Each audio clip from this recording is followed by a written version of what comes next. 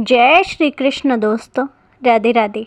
आप सभी का फिर से स्वागत है आपके अपने चैनल लड्डू गोपाल में। दोस्तों, बाल गोपाल जी की कृपा आप सभी पर बनी रहे। आज मैं आपके सामने एक ऐसा अद्भुत प्रसंग लेकर आई हूँ जिसे सुनकर आप भी हैरान हो जाएंगे। ऐसा प्रसंग जिसे सुनकर एक क्षण के लिए आपके रोंगटे खड़े हो जाएंगे। जी हाँ, ये सच्ची घटना हमें नोएडा से शेयर की गई है। नेहा जी ने हमें ये सच्ची घटना जब शेयर की तो उन्होंने हमें बताया कि मैं बचपन से ही बाल गोपाल जी की बहुत पूजा आराधना किया करती थी। मेरे घर में केवल मेरी माँ और मैं ही थे। मेरी माँ पेशे से एक अध्यापक थी। वो बच्चों को स्कूल में पढ़ाती और पढ़ाने के बाद घर में बच्चों को ट्यूशन भी पढ़ाया करती थी। अब मेरी माँ मेरा पालन पोषण भी बहुत अच्छे से करती थी। मेरी माँ ज़्यादा भक्ति पूजा पाठ में विश्वास नहीं रखती थी। जब से मेरे पिताजी के जाने के बाद मेरी माँ मानो भगवान से विश्वास तोड़ ही चुकी थी। अब घर में केवल मैं और मेरी माँ ही थे। हम दोनों अपना गुजारा बसर कर रहे थे। मेरी माँ स्कूल से पढ़ाकर जो भी तनख्वाह आती कुछ तो खाते में डाल देती कि काश मेरी बेटी का कोई अच्छा सा विवाह हो जाए, और कुछ मेरी पढ़ाई में लगा देती और कुछ घर खर्च में ही चल रहा था। हमारा जीवन ऐसे ही व्यतीत हो रहा था। अब कुछ दिनों के बाद हमारे स्कूल का एक टूर जाता है। वो टूर जाता है वृंदावन में। जी हाँ, वृंदावन में तो मेरी माँ और मैं भी जाते हैं, क्योंकि अध्यापक का जाना टूर में बहुत ही आवश्यक था। और अगर मेरी माँ जा रही थी तो मैं भला कैसे घर रह सकती थी। अब मेरी माँ, अगर मैं घर पे भी रहती तो मेरी माँ को बहुत चिंता होती मेरी। अब ऐसे ही मेरी माँ और मैं दोनों ही स्कूल के उस ट्रिप में जाने लगते हैं। जैसे ही हम वृंदावन पहुँचते हैं तो हम वहाँ पर प्रेम मंदिर में जाते हैं। प्रेम मंदिर में जब बाके बिहारी जी को देखते हैं तो सच में ऐसा अद्भुत मंदिर होता है कि एक क्षण के लिए ऐसा मन करता है कि यहीं रह ले। मैं अपनी माँ को कहती हूँ कि माँ देखो कितने सुंदर बाके बिहारी जी हैं। मेरी माँ कहती है कि केवल सुंदरता के लिए ही है, बाकी भगवान कोई नहीं होता। अब ऐसा सुनकर मैं एक क्षण के लिए मायूस सी हो जाती हूँ। अब जैसे ही हमारे स्कूल का ट्रिप बाजार में घूमने लगता है तो मेरी झलक एक छोटे से बाल गोपाल जी के विग्रह पर पड़ती है। छोटे से बाल गोपाल जी के विग्रह को देखकर मेरा मन अति उत्सुक हो जाता है कि मैं इस विग्रह को अपने साथ लेकर जाऊं। मैं अपनी माँ को कहती हूँ कि माँ, ये विग्रह क्यों ना हम अपने साथ लेकर चले जाएं, कितने सुंदर बाल गोपाल हैं। तो मेरी माँ कहती है कि कोई ज़रूरत नहीं है।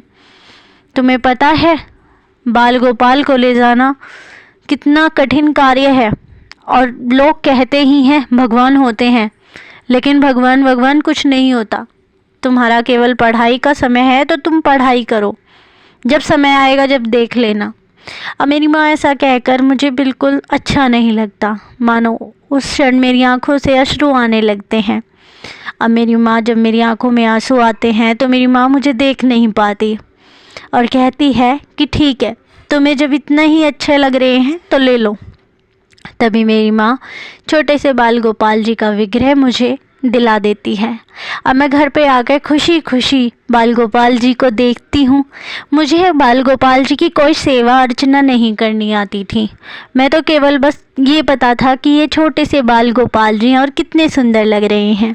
उनका श्रृंगार भी हुआ रखा था तो बहुत सुंदर लगते थे देखने में। अब ऐसे ही दिन व्यतीत होते रहे। एक दिन मैं अपने पड़ोस में दूध मांगने गई। दूध मांगने के पश्चात वहाँ पर मैंने देखा कि उनके घर में भी एक छोटे से बाल गोपाल हैं। अब मेरी नज़र उनके बाल गोपाल पर पड़ती है तो मैं उनके बाल गोपाल को देखती हूँ और कहती हूँ कि आंटी, आपके घर भी बाल गोपाल है? वो आंटी कहती है कि हाँ, ये बाल गोपाल जी हैं। वो कहती हैं कि आंटी, मैं भी अब की बार वृंदावन गई थी तो छोटे से बाल गोपाल लेकर आई थी।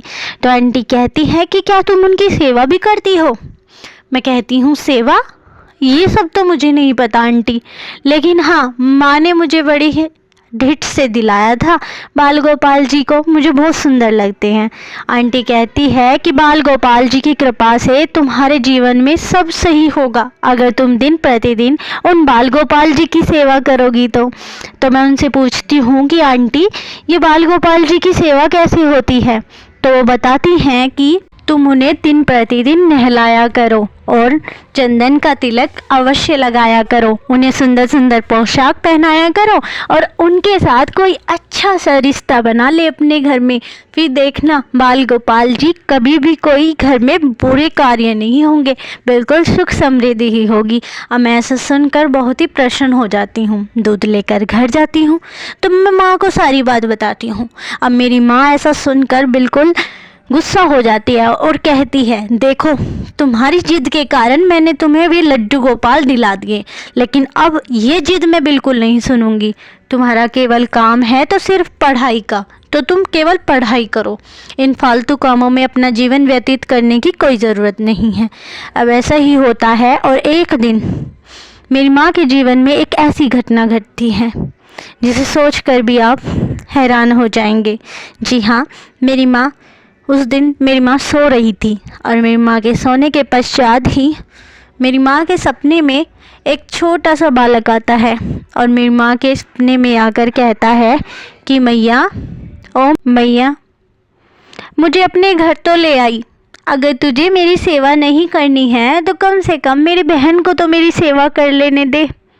अब मेरी मैया ऐसा देखकर बिल्कुल गुस्सा हो जाती है और झट से खड़ी होती है और कहती है कि पता नहीं कौन बालक है, शायद मेरे ध्यान में ही कोई होगा जो मुझे ऐसे ऐसे सपने आते हैं।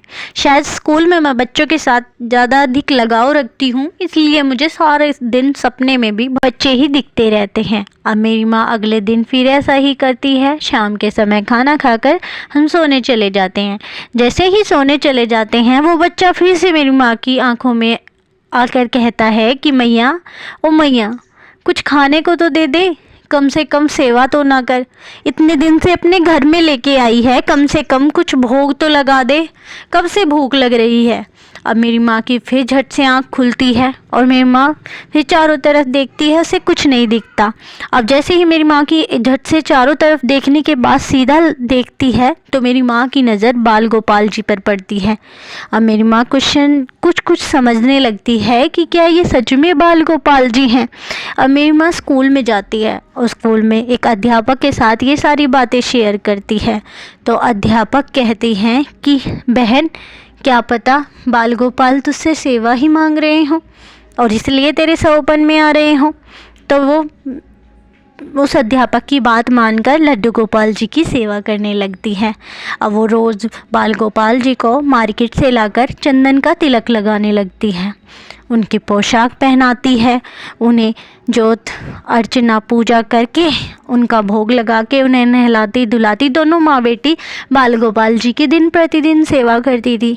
अब फिर उसकी माँ के सौपन में फिर से वे छोटे से बाल गोपाल आने लगते हैं और अब की बार वो कहते हैं कि मैया, मैं जानता हूँ तुम मुझे देखकर प्रसन्न नहीं होती, लेकिन तुम मेरी खुशी के लिए, अपनी बेटी की खुशी के लिए और समाज की खुशी के लिए तुम मेरी बाल गोपाल की सेवा ज़रूर कर रही हो, लेकिन मैया अपना गुस्सा कम से कम मेरी देही, मेरे शरीर पर तो न निकालो। अब ऐसा कहकर वो बच्चा अंतर ध्यान हो जाता है। अब उसकी माँ फिर से उठती है और चारों तरफ देखती है और सोचती है कि कहीं लड्डू गोपाल जी को सच में तो कोई कष्ट नहीं हो रहा। वो ऐसा सोचती सोचती फिर सो जाती है। अगले दिन फिर उसे एक सौपन आता है और कहता है कि मैया, सच में मेरी देही को बहुत कष्ट हो रहा है, मैं समझ नहीं पा रहा हूँ कि तुम मुझसे चाहती क्या हो। अब मेरी माँ की आंखों में काफ़ी आंसू आने लगते हैं। मेरी माँ मुझे सारी बात बताती है, लेकिन हमें कुछ समझ नहीं आता। अब अगले दिन फिर से मैं बाल गोपाल जी के पूरे शरीर पर चंदन का लेप लगाती हूँ और हम दोनों माँ बेटी बाल गोपाल जी की सेवा करके स्कूल में चले जाते हैं। और लड्डू गोपाल जी को मैं कह के जाती हूँ कि घर का ध्यान रखना कृष्णा, घर का ध्यान तुम्हें ही रखना है। अब ऐसा कहकर हम वहाँ से स्कूल में चले जाते हैं। मेरी माँ के स्कूल में जाते ही मेरी माँ के पूरे शरीर में बेचैनी होने लगती है। मेरी माँ को कुछ समझ नहीं आता। मेरी माँ झट से पानी पीने जाती है और मैं वहाँ पर वॉशरूम में आई हुई थी, तो मैं माँ को कहती हूँ कि माँ, आपकी तबीयत तो ठीक है ना। अब मेरी माँ पानी पीकर फिर से अपनी कक्षा में चली जाती है। जैसे ही कक्षा में जाने के पश्चात फिर छुट्टी हो जाती है, मैं और मेरी माँ दोनों घर जाते हैं। घर जाकर अपने लड्डू गोपाल को देखते हैं तो मानो मेरे लड्डू गोपाल के शरीर से चंदन बिल्कुल काला पड़ चुका था। उसे देखकर एकदम से हम डर जाते हैं। मेरी माँ कहती है कि कुछ नहीं हुआ, तुम बाल गोपाल को जाकर पानी से नहला दो, ये चंदन शायद काला पड़ गया होगा। अब ऐसा करके हम बाल गोपाल जी को नहलाते हैं। अब दोनों खाना खाकर फिर से सोने चले जाते हैं। जैसे ही हम खाना खाकर सोने जाते हैं, मेरी माँ के सवपन में फिर से वो बालक आता है और मेरी माँ जो उसे देखती है तो देखती है कि उस बालक के पूरे शरीर पर काले निशान हो गए हैं। वो बालक बिल्कुल तड़प रहा है, खुजा रहा है, उसको पूरे शरीर में जलन हो रही है। वो कह रहा है, माँ कितनी बार कहूँ, अब तो सुन लो मेरी, मुझे ये चंदन ना लगाया करो, मेरे पूरे शरीर में जलन होती है। अगर तुम्हें मुझे चंदन ही लगानी है तो उसमें थोड़े से गुलाब के पत्ते कूट कर लगाया करो माँ। ये मार्केट का चंदन मुझे बहुत कष्ट देता है माँ। अब मेरी माँ ऐसा सुनकर झट से खड़ी हो जाती है और खड़ी होने के पश्चात जब देखती है तो वो लड्डू गोपाल जी को झट से उठाती है, नहलाकर और बर्फ़ पूरे शरीर पर बर्फ़ लगाती है। उसके बाद मेरी माँ बांके बिहारी जी के सामने फूट फूट कर रोती है और कहती है कि भगवान, मुझे नहीं पता था कि तुम सच्ची में हो। जब से उनका देहांत हुआ है तो मैं तो ये सोच रही थी कि भगवान कुछ नहीं होते, लेकिन आप तो वाकई में ही हो। आपने मुझे धन्य कर दिया और दर्शन देकर। आप मुझे मैया कहते हो और मैं आपका कष्ट नहीं समझ पाई। हे मेरे बाल गोपाल, मुझे माफ़ कर देना। अब सुबह होते ही वो अध्यापक स्कूल न जाती, सबसे पहले बाज़ार में जाकर घिसने वाली चंदन लाती और उसमें गुलाब की पत्तियां मिलाकर बाल गोपाल जी को लगाती। बाल गोपाल जी की दया से बाल गोपाल जी ने एक ऐसा चमत्कार किया कि उनकी 1 करोड़ की लॉटरी निकली और 1 करोड़ की लॉटरी निकलने के पश्चात अब वे दोनों माँ बेटी बहुत ही सुखमय जीवन जी रही हैं और उनके घर में बाल गोपाल जी का विग्रह आज भी अद्भुत लीलाएं करता है। तो दोस्तों, इसलिए अगर आप भी अपने बाल गोपाल जी को इस प्रकार चंदन लगाते हैं तो कृपया ऐसा ना करें। बाल गोपाल जी को बहुत ही कष्ट होता है।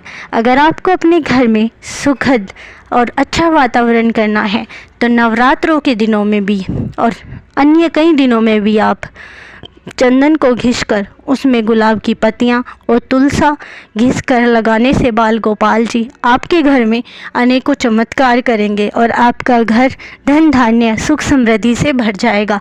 तो अगर आप भी इस प्रकार का चमत्कार अपने घर में देखना चाहते हैं तो बाल गोपाल जी का श्रृंगार इस प्रकार अवश्य कर देखना। फिर देखना बाल गोपाल जी का चमत्कार आपके सर पर कैसे घूमता है। तब तक के लिए जय श्री कृष्ण दोस्तों, राधे राधे। आप सभी का दिन मंगलमय हो।